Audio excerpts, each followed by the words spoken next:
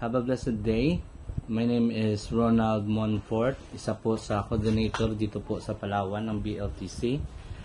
Ako po ay lubusan nagpapasalamat sa pagiging isang coordinator kasi napakamaraming challenges ang ibinibigay sa akin ng ministry na ito dito po sa Palawan. So isang impact po sa akin na pagiging isang coordinator ay talagang medyo makukulit ang aking mga kasama, pero happy po ako na nagiging isang way po ako na mas lalo sila po ay matulungan, at higit sa lahat sa mga lesson po na nakaraan as a leader, as a pastor, ay marami po akong natutunan na more on humble, and dapat ko isipin parati na ang ministry ay kasama ko ang Diyos.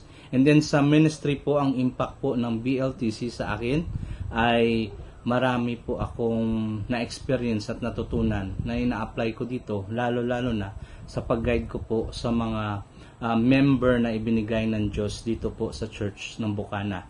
So, yun po ang tulong sa akin ng BLTC dito po sa Palawan, at ako po ay lubusan nagpapasalamat dahil po ako naging part po ng ministry ng BLTC. Salamat po. God bless.